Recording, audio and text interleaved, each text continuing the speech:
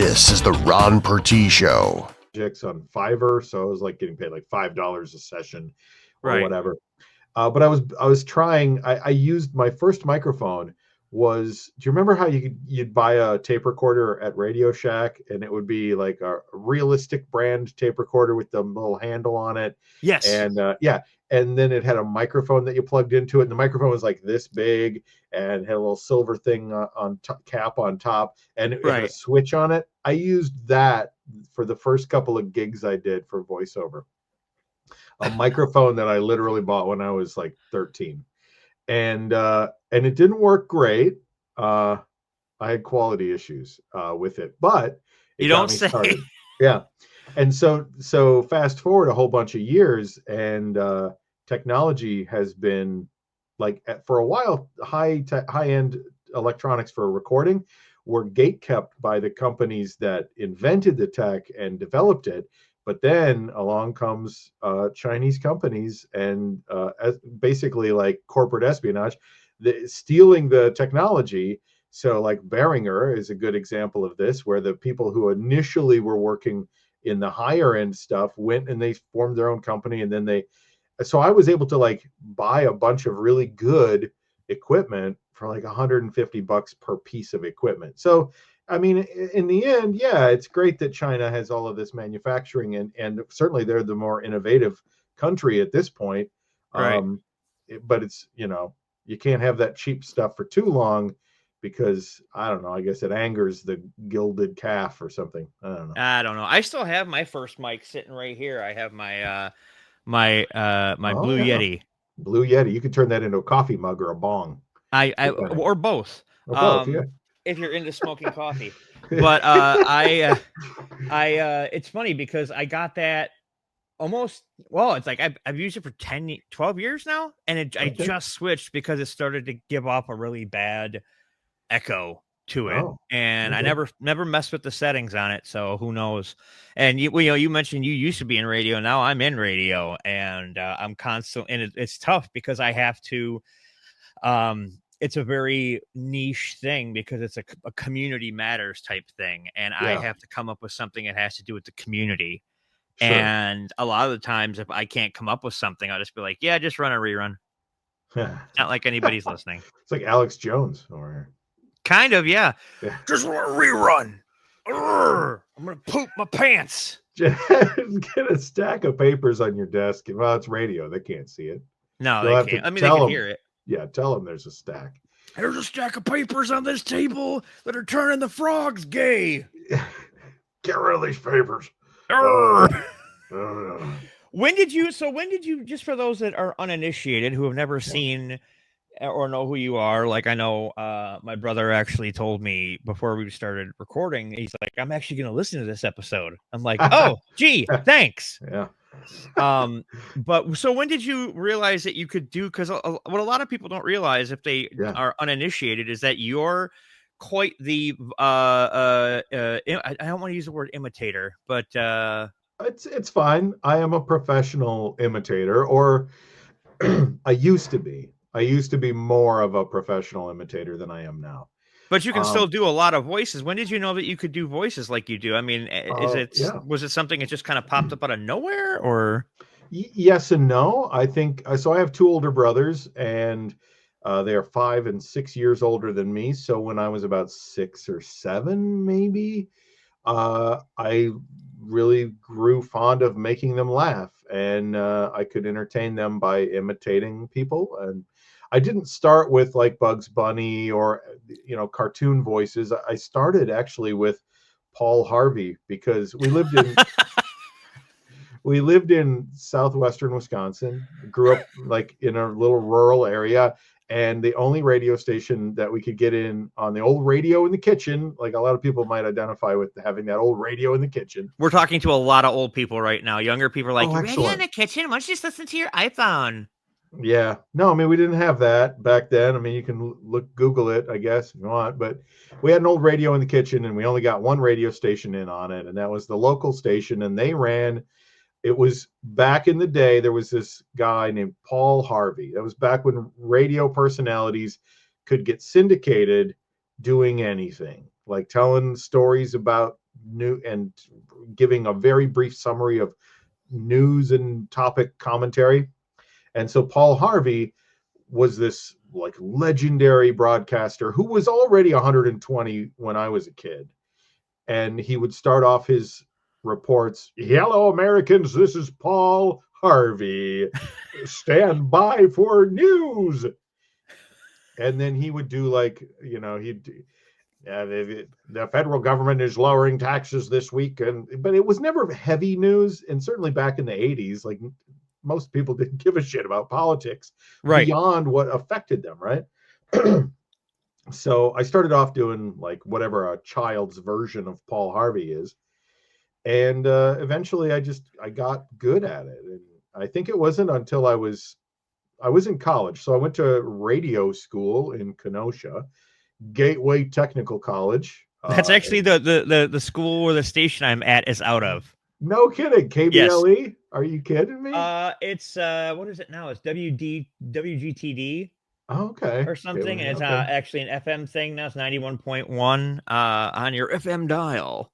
We didn't have. It wasn't FM when we were there. There was like a public radio station attached to it, and KBLE was KBLE because it was only out over a cable access channel. It's like audio only over a cable access channel. Oh God! And so me and a couple of guys, I had two different shows that I did on KBLE, and it was like for credit, right? Like you do an hour-long show a week, and we had, everything was on cart tapes. So it was like, Pearl Jam, Jeremy, that's a #1 hit right now. Let's play that, and then we played on a cart, quarter-inch tape. Like quality was like trash. But what people don't realize about those is you have to rewind them when you're done with them. They will auto stop when they get to that cue point. So it's like a tape that plays just one song and then it's done, Yeah. But there were CDs. We had CD players, but they were relatively new technology. It was back when the CD long boxes were a thing. Oh man, I wish I would have saved all my CD long boxes. They're actually worth a little bit now. Those were hilarious to look at. Yeah. I remember seeing them in the record store one time, and I was like, "Who's gonna buy these things? Look at how big the packaging is. Like, my cassette of Ultimate Sin is just fine." I was just listening to Ultimate Sin in the car. It doesn't. You know what? I love Ozzy, but I think it's his second worst album. I agree. What's his first worst album? Bark at the Moon. You really? Yeah, and I'm gonna and nothing against Jake E. Lee. Yeah. But Bark at the Moon. Here it comes. Bark at the Moon is the only song that sounds like Ozzy on that entire album. It's almost like when for those that are initiated into punk rock, it's almost like when Bad Religion put out Into the Unknown, and it was all prog rock, and it's like, okay, okay.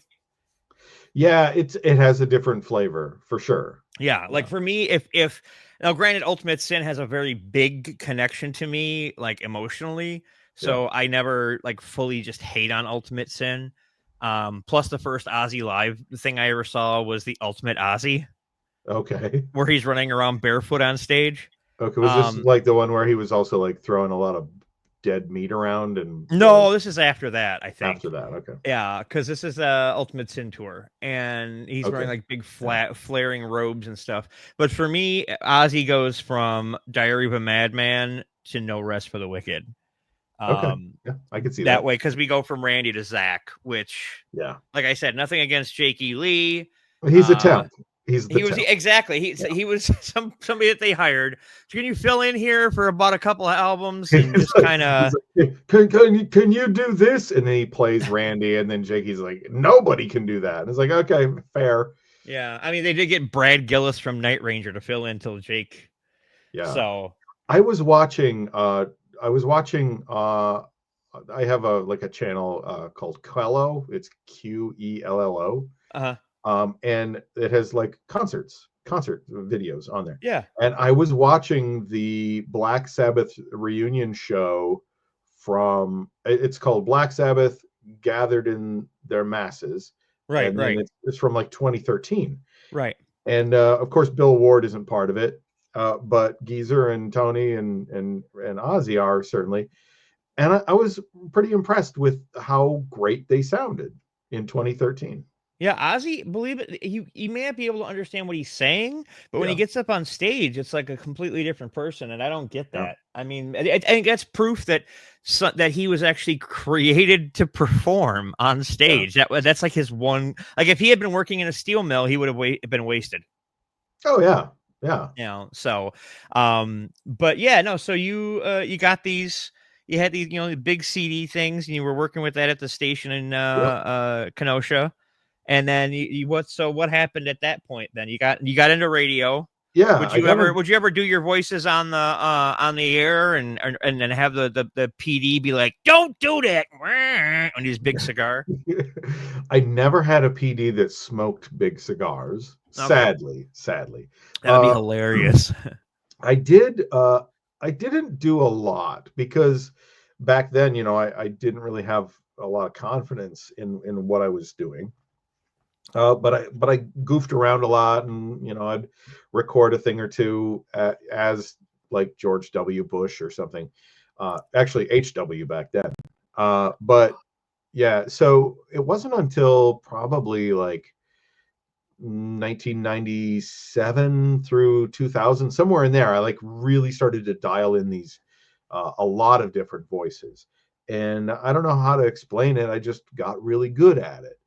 Frank Caliendo was doing a John Madden impression, and I thought, yeah, I was like watching people at work like swooning over how hilarious Frank Caliendo was and how well he did John Madden. I thought, I can do that. I can probably do that. And I started working on hey, and then next thing you know, I'm doing John Madden and Frank Kelly. And no disrespect to Frank, but we do two different things, with the same guy, different voice. So hey, And if you want to see Jason in full makeup, yeah. just go on YouTube and type in John Madden Dungeon Master. Oh, that And rubber it is one nose. of the funniest things, especially if you're a Packer fan. The prosthetic nose. I remember we filmed that in my house. Me and my first wife had a house, and uh, we had just bought like a new kitchen table and chairs, and Matt asked, "Hey, do you guys want to do this thing?" I think it was might have been Aaron's idea at first. My friends Matt Sloan and Aaron Yonda, and it came together really well. They brought over all the props that they wanted for the shoot, and one of the things that I had to do was put on this big prosthetic nose that honestly I didn't look too much like John Madden, but I remember that thing kept coming off because I was sweating so bad. It looked like John Madden was melting. Yeah, he was. We did some follow up pieces. I think it was like Chad Vader and John Madden, and it was surrounding the Super Bowl, I think, like the run up to the Super Bowl. And we did some cool pieces there. So I've got a little bit of John Madden hanging out on YouTube still.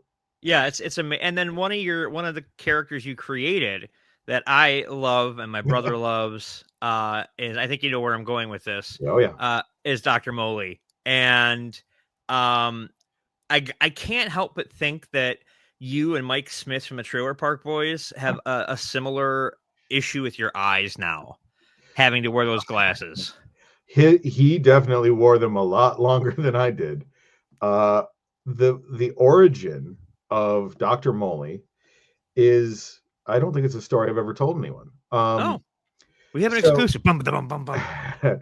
so a friend of mine, because I did improv through Comedy Sports Madison. Comedy Sports is a franchise of like Whose Line Is It Anyway, short form, game based, family friendly improv comedy. And there's Comedy Sports franchises all over the place. First one was in Milwaukee, second one was in Madison. So I was in Madison in the early 2000s, and I met a guy who was also taking a lot of improv classes, Greg Colazzo.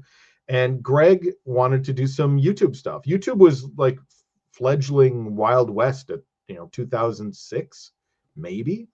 And he didn't live too far from me, so I went over to his place, and he said, "I got these big, thick glasses. Let's come up with a character." And we did a sketch. I forget what it was called. It's like the Fudge Sickle something, where Dr. Moley shows up and starts eating fudgesicles in Greg's kitchen. It wasn't funny necessarily. Looking back on it, thinking like telling you about it is funnier than the video was. But it found its way into like some sort of found footage festival or something somewhere. And yeah, and it just kind of grew from there. And then Dr. Moley became this persona that he appeared in some of the Fun Rangers videos that Matt and Aaron did. And he's also appeared on Beer and Board Games. Oh yeah, he's kind of ubiquitous.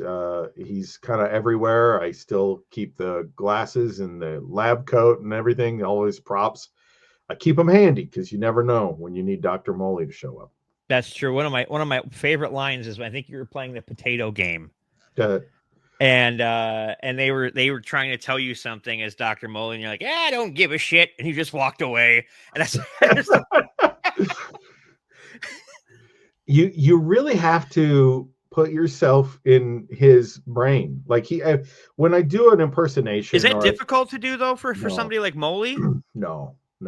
You just shut off like 90% of your regular brain and you just think about what Dr. Moley thinks about, which is pills. Like he's a quack. Now this is, keep in mind, a number of years ago, before being a quack could really, you know what, I should really revive Dr. Moley in these trying times. I think if anyone can make America healthy again, it's a complete idiot, lunatic, charlatan, pill dispenser doctor. Wait, isn't that the head of the healthcare right now? HHS? No, that's a different guy. Oh, very similar, cut from the same cloth, except Dr. Moley. I don't think autistic people. Somebody get him a lozenge or something. No shit. So yeah, I think it's a different kind of character, but Dr. Moley's fictional and that guy's real, which should be scary for all. Very scary, yes, very scary. I had a worm in my brain and I killed a bear. I was gonna eat the bear and I tried to drag it to my car. What the fuck? Get that guy a job in the administration. Yes. So you mentioned like turning your brain off, and that's kind of what I do with Helen. Oh yeah. Who I haven't done in forever. But I do have one person who's, if they're listening to this, they constantly want Helen back. I'm like, you don't know what that does to me to have to be Helen. It can be kind of, yeah, but don't you have to when you do, because you're creating the content, you're not just acting, your brain has to be on while you're doing the Helen. Yeah, Helen is all improv for the most part. But you still have to be mindful of, your edit points and getting your lines right and all of that stuff. I mean, it's improvised, but whereas Dr. Moley, like the worst stuff the worst experiences that I've had being characters is when I've also had to be invested in the creation, the physical manifestation of all of that editing and yeah. If you can free yourself from all of that other bullshit and just be the character, then it takes a lot of that pressure off. Yeah, like I remember when I brought Helen back, and it was right around post-COVID, right when COVID was kind of slowing down, and I did a thing where she went to the movies, and she went to go see Casablanca, even though it's been out of the cinemas for 75 years, and she starts talking. I'm like, can I? And in my head, as it's coming out, I'm like, can I talk about how the little Asian guy on a bike is an Uber? Can I talk about how the first person I ever masturbated to was Bogey, and I dreamt about killing Bacall and all this other kind of stuff. And I'm like, can I say all this? And I just let it go. And that's, I think with a lot of performers is, especially in today's climate, you kind of need to just let things go and let it come out and worry about it afterwards. Yeah. A character has to have some guardrails to protect it from becoming, to protect the character from becoming sort of like a character of that character. Like it still has to have some depth. You say like in today's climate, I think that, a lot of the things that have been said about comedy over the last 15 or 20 years. Oh no, I meant the weather. I'm just kidding. Go ahead. I think it's valid because you have to look at your audience as either your audience is a static group of the same people, and you'll get attrition over time, or you'll get new people coming to see what this is all about. And if you don't, if you're not mindful of what is or isn't considered funny, I mean, the same stuff is always funny, right? Like surprises, those things that surprise your brain are always funny. But if you force somebody to make a judgment about whether something is appropriate or not, you push them out of the, you push them away from the ability just to enjoy it as humor, and Right. you kind of force them to take stock of like, wait a minute, this is hurtful or this is harmful, and I don't like it, and I won't enjoy it, and then they'll never give you a chance again. Yeah. So Oh yeah. if it's about entertainment or it's about commerce or a combination of the both, you really do have to be mindful about it. And in the world today, you have to consider both sides because like you and I are both trying to make money from our art, essentially. Yeah, to some And degree. it's tough to, it's not only tough to kind of, like you said, know your audience, but it's also tough to have to deal with like the AI that's coming up, Skynet's coming. And Yeah. I know I can, like, okay, for example, I'm watching porn and it's like visit Instacoms. It's like it's Instacams. That's totally an AI voice. Yeah. Because they don't know how to say the word cam. And you can tell when something, like, I'm still a big wrestling fan. Gonna be 46 next week, and I'm still a fucking wrestling fan.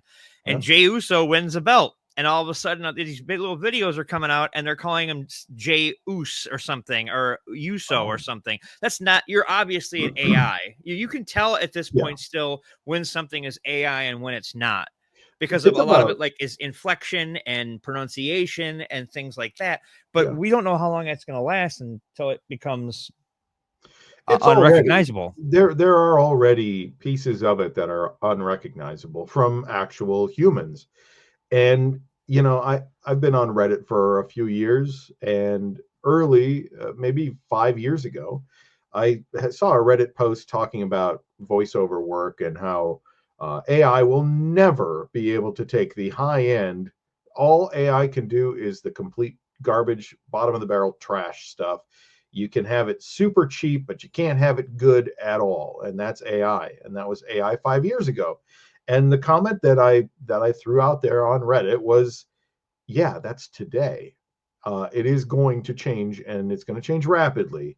And the people who try to get on board with it might be more successful in the long run. I tried, I went through 11 labs. I hated every fucking second of it because I just don't like AI. I think AI is bad for the planet. I think it's bad for our brains. I think it's bad for artists. But I saw the writing on the wall, and I didn't want to be the blacksmith shouting at the horseless carriage driving past this fucking closing shop, right? Yeah. So I tried, and I'm here to report it still sucks. 11, like the companies that are doing AI, some of them are doing it well, and some of them are doing it horribly. But don't give your voice to any AI generation stuff. They'll steal it sure as shit. They don't care about anybody but themselves. It is Skynet, but in a different way. Yeah.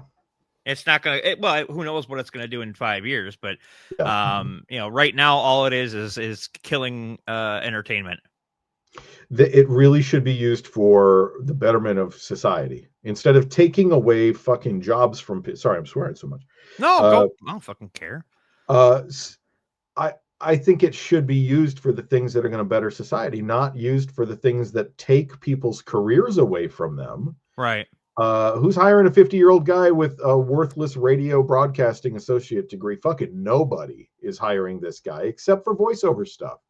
So as long as AI still kind of sucks and people still need a real human to deal with, I'm okay. But it's certainly, AI should certainly not be taking away fun stuff. I mean, because the recreation is how we charge our batteries. So to see, like, I'm a big D&D nerd, and tabletop role playing and stuff is fun for me. It's how I recharge. And to see like AI dungeon master, come and play this game while the AI runs you through. Go, oh, fuck yourself.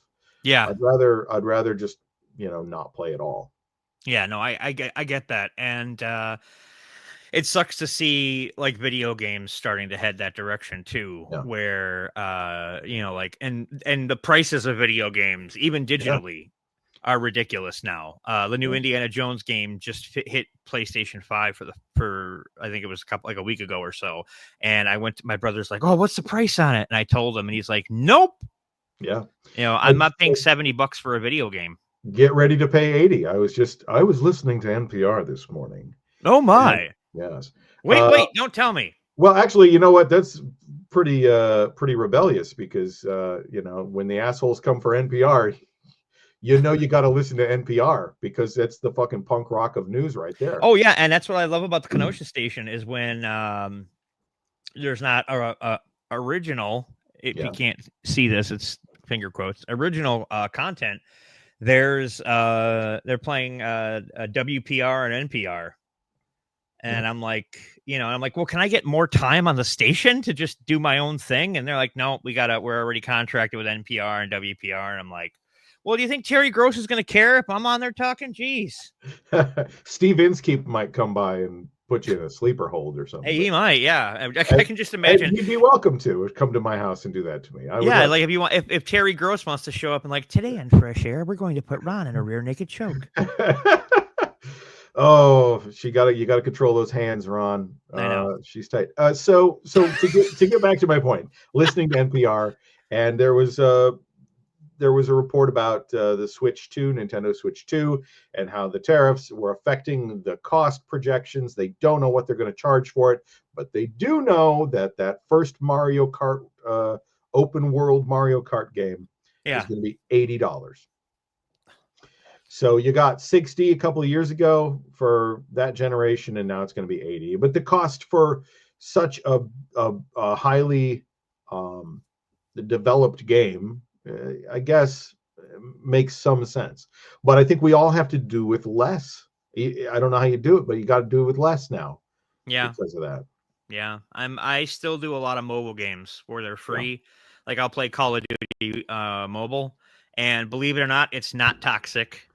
Because you can't talk to people, so there's no one in your ear going, "I'm gonna fuck your grandma," or whatever. Like good luck getting her off my good luck getting my grandpa off of on top of her in that casket they're in. But they did the sandwich, the top. They're in the wall, and they're kind of, I don't know if they're like neck head to head or if they're up and down or how it works. Okay. But it's no disrespect. I don't know. My grandma would think this is hilarious because back in the day she was making jokes about blowing Bill Clinton. So so my grandma, kind of grandma. Yeah, she was awesome. She was awesome. I remember we went to B. Dalton once. It was inside Regency Mall. Oh. And now there's nothing inside Regency Mall. Even Hot Topic's leaving. And what will all the goth kids do? And we're at B. Dalton, and there's this giant Marvel Comics encyclopedia book, and it has Spider-Man on it. I'm like, oh, Grandma, this would be great for Christmas. She's like, nope, your Christmas is already done. I'm like, oh, all right, fine. And then cut to a few weeks later, we would always open presents at my grandparents' house, which is where I'm living now. The night we would open on Christmas Eve, and she's like, oh, you got one more here, and it's in this big box, and I open it up, and sure as shit, it's the Marvel encyclopedia. Oh, so my grandmother, not my grandfather so much, but my grandmother would always get me everything. And then my brother came along, that son of a bitch. But yeah, so my grandma was awesome. That sounds pretty cool. Like she did she already get it, or did she see you react that way and then say no, you're done, and then she came back later to get it? Oh, she came back later and got it. 100%. That's a smart lady. She was very, and she was 100% Polish. Oh yeah. So you don't want to fuck with those Eastern European women. No. They're either really, really hot, or you don't want to face them in the octagon. Yeah, I was doing some genealogy years ago, and because if you would go on, what was the one with the little leaf, Ancestry, right? Yes. Ancestry.com. And other people would post photos of their ancestors that happened to also be your ancestors. So I got to see some pictures of, and this is a part of my family that comes from Norway. And I remember her first name was Olga, and she's standing out in a garden wearing like a house coat, but like an apron, like garden clothes, Norwegian garden clothes from like 1890 or 1903 or something, Okay. and big smile on her face, which is weird because you think, oh, you will see all these old photos of people, none of them are ever smiling. I'm like, well, a bunch of morose fuckers. But then there's Olga out in the garden and big smile on her face, and yeah, she could have crushed like most people today. Yeah, no, and you know what's funny? You mentioned Norway. Is I just found out because I know what I am on my mom's side because my mom is half German, half Polish. Okay. So I know where I am. I know where I rock from that side. And then on my dad's side, I'm mainly Irish, which explains a lot. But then I come to find out that the other half is Scandinavian. And I'm like, well, that makes a lot of sense. I'm like 6'4", 300 pounds. I'm a big dude. I'm built like a Viking, Yeah. but I act like a fucking nerd. So it's like, I'm going to read this comic book and then I'm going to rape and pillage. I got to see what Captain America's doing this month. But yeah, so it's I don't know where we were going at that point. I don't know. We got deep into the weeds over we something. did, but you did mention you enjoy tabletop gaming and you have a D&D podcast. Could you talk a little bit about that? I can. It's called The Valley of Green Gold. So if you like listening to people playing Dungeons and Dragons, it's great because it's me and four guys that I've been friends with a really long time playing Dungeons and Dragons, and I'm the dungeon master for it. All of the locations and the NPC characters and all of the adventure hooks were all submitted by patrons of Rated RPG. So Rated RPG is like the headline title, and then Rated RPG, The Valley of Green Gold, is the adventure. Right. And for those that don't know, Rated RPG is kind of a shoot off of beer and board games. Right. So it was more of so beer and board games is like tabletop games, and then Rated RPG had I don't remember how many episodes, like 50, 60 something episodes, something like that. It was a lot. And those episodes were all geared toward role-playing games, different role-playing games. Discworld was one of them. There's tons of them, right? And so we started doing Dungeons and Dragons, actual play Dungeons and Dragons. We started with Descent into Avernus, which is a published adventure through Wizards of the Coast, and it was fun. And I think we ended up with, kind of want to say, like 82 episodes or something like that of that, or maybe it was more like 90 of that adventure. And we took the audio that we recorded during our sessions and then turned that into a podcast, audio only. But with Valley of Green Gold, we started with the idea that this is never going to be video. This is only ever going to be audio. And we made sure everybody had the best equipment we could get for under a budget. And we had a lot of great support from a small but really amazing group of supporters through Patreon. And we were able to make 68 episodes, was the entire adventure Valley of Green Gold. And my goal as Dungeon Master was to keep my players engaged and to keep the audience engaged, to have complete linear storylines that had beginning, middle, and end, which is something that in Dungeons and Dragons podcasting and adventure stuff rarely, in my experience, seems to ever happen. Like it's easy for it to go off the rails. But this worked out, and I couldn't be prouder of it. I feel like it's kind of like my magnum opus, I guess. Okay. And if you like fantasy role-playing games, or you just like a good story, like, Lord of the Rings is a good story, go for it. Give it a listen. Now, so you mentioned Lord of the Rings. How much of this is inspired by your time in World War I, like Tolkien? A lot. I spent a lot of time in the trenches. Yeah. General Pershing was just like, no, get your ass out there. I don't know. Okay, the older I get, the more I watch history stuff unironically, and I enjoy it. And I've found that I really, really enjoy watching stuff about World War One. I don't know why. Really? I think Okay. it's because it's very under covered. It's not covered as much. Everything's World War II, this, World War II, that, Greatest Generation, blah blah blah. World War One, that motherfuckers got in that war. People don't understand. Yeah, the newest iteration of All Quiet on the Western Front, that film, fantastic it film. just and really gets you. I mean, it's really the brutality of World War One trench warfare, and yeah. I mean, you think about some of the films from the last few years. War Horse was another one that I thought, oh, this tells an interesting story from a horse's perspective, I guess. But it's Imagine still reading the World book War back One. in 1919 Really? or Yeah, whatever it was. yeah. I have a funny World War One story. It doesn't involve me necessarily. I'll try to condense this down as much as I can. But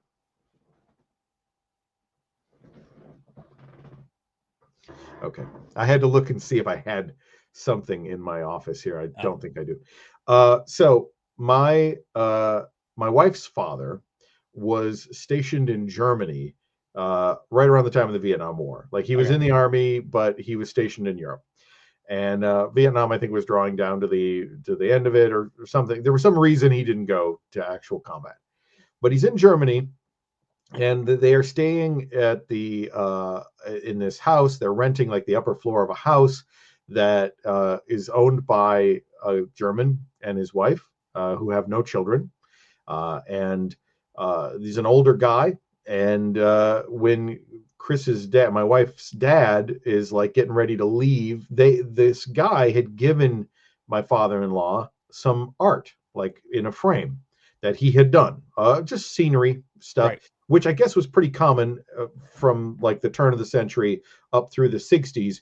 A lot of people in Europe were doing like pastels and charcoal and stuff. It was just a hobby. And my father-in-law went into the shed as he was like collecting his things to pack up to bring back to the States, and he found a stack of this art. This is like pastels and charcoal drawings and shit like that. And he just grabbed the whole stack and took it. And there were two trench art pieces from World War One in this stack of stolen, we'll call it Nazi art, because why not? Because it's presumed that a Nazi drew this stuff. Right. Now, when he grabbed it and he's running out, did he say, I can do this, read the Treaty of Versailles? No. We didn't even know he did it until after he passed away. My wife was cleaning out his house, and in a drawer in his bedroom, in his dresser drawer, was this stack of artwork. I want to see if I still have any of it in here. I don't think I do. Hold on a second. Can you hold on a second? Sure, I'll entertain the people. Yes.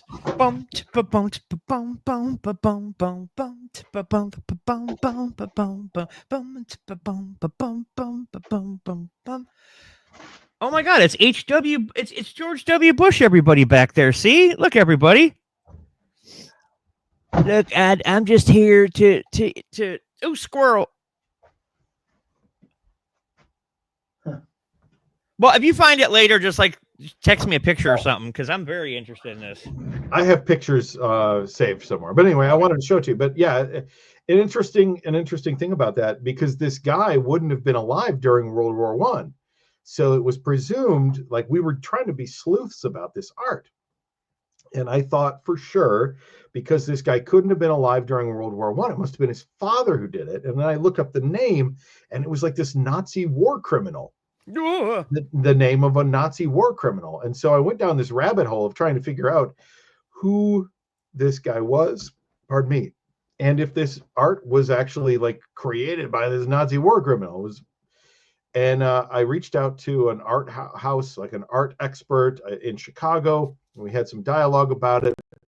And in the end, he said it's highly, highly unlikely that this art was, connected to some Nazi. Although the guy did have like some sort of Nazi propaganda magazines in the stack of stuff. Oh, geez. Yeah. So yeah, kind of a crazy thing. But in Germany in the 40s, I suppose everything was Nazi propaganda. Yeah, that's just watch Jojo Rabbit. Oh yeah. Yeah. If you haven't seen that movie, folks, I highly suggest checking it out. It's pretty amazing. Good. It's pretty good. Yeah, it's pretty good.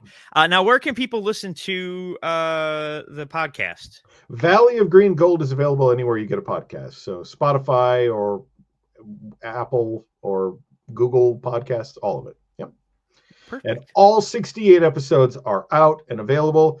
The first 8 episodes, so there's 4 player characters in the series, and the first episode is focused on the backstory of one of them. The next 2 episodes are, so each player character has 2 episodes to start to inform you about their character, and it's just their character's backstory stuff. So that's also kind of one of the unique things that we did, because a lot of times when you start an adventure, there's like you get 10 minutes to talk about who your character is, and how do you care about a character you have no backstory about? Character development is essential to a story, right? Yeah, exactly. Now, do you plan on doing something more with this, or are you going to be starting a new campaign, or what's the score? That's a good question. I didn't win Powerball, so unfortunately, I have to get back to work. And as part of that, I think I spent somewhere around 8 to 10 hours per episode editing the podcast, which is a lot. Some weeks was more, some weeks might have been a little bit less. But creating something that is well produced, I think, and there were tons of music changes in each episode, probably upwards of 15 musical tracks used in each episode to note changes in tempo, pacing, mood, etc. And to give that level of editing really takes a lot of effort. And so I can't afford to do it. I have to work for a living. So that is it. The Valley of Green Gold is out there for people to enjoy. I hope you enjoy it. If you get into it and you're like, this is really good and I want to support them, we have a Patreon that you can find. Even a few bucks would be helpful, but not entirely necessary. You should be able to enjoy a thing that people have made. Yes. Without, Just like if you're listening to this early, it means you're a patron of mine. So yes, support Ron. Support. Especially my B cups. Oh, you're working on them. I'm working on them. I'm trying to get them bigger. So okay. Not really. No, that would. I've lost 80 pounds. I'm not going to go back up. Just Dolly Parton. Yes, I'm just Dolly Partoning it. That's it. That is it. I had no idea she was married, and then I found out her husband died. Did you know that she has, this is highly rumored, but a lot of people have corroborated it. She has tattoos. It's basically a bodysuit under her clothes. Really? An entire, she's not Yakuza, but imagine what she has under there. People have asked her, and a lot of people on the inside have said, oh yeah, she's totally tatted up everywhere, because you see her, she's not wearing short sleeves, or if she is, but much like Elvira never wears short sleeves, because if you watch the Kane Hodder documentary, her and Kane Hodder, for those that don't know, play Jason in 4 of the films. Did all the mocap for Texas Chainsaw Massacre and Friday the 13th game. And they are both burn victims. Oh. Apparently, Cassandra Peterson has burns on her arms, and that's why she's always wearing long sleeves. Huh. I did not know that. Yeah, it's pretty interesting, I think. So, but, and also go to jasonsvoices.com. Yeah. My earbud fell out. Hire this man to do things. I just got hired to do a project I'm recording next week. It is for medical imaging pertaining to lung disorders. So it's a riveting 60-minute script, training videos about x-rays for lung stuff. So, well, my dad and my stepmom both have COPD, so sure, I'm sure they would both find this highly entertaining. But it's my dad would pass out because John Wayne's not in it. Oh, I could put John Wayne in it. he watches Daniel Boone every day still. Every day. Well, you know, Well, not every day, because I guess it's not on the weekends on the Grit channel. Oh, the Grit channel. That is Yes. a tight demographic of the Grit. Grit Yes, channel. and it's his favorite movie is Jeremiah Johnson, and I Oh. went out of my way to make him a specialized Jeremiah Johnson shirt where it's a still shot of the gif of Robert Redford going like this, Yeah. and it's like big on his shirt. And my stepmom's kind of like not all there some of the times, and Yeah. he walks in wearing the shirt, and she goes, "Redford!" I'm like, "Oh, that man has like curative powers in his dick." Oh, But yes, Yeah. so that's fun. But so check out Jason's voices and check out the Valley of Green Gold and everything rated RPG related. And if you like it, support it on Patreon. Jason, thank you so much for being here. I appreciate it. you're welcome. Thank you for having me, Ron.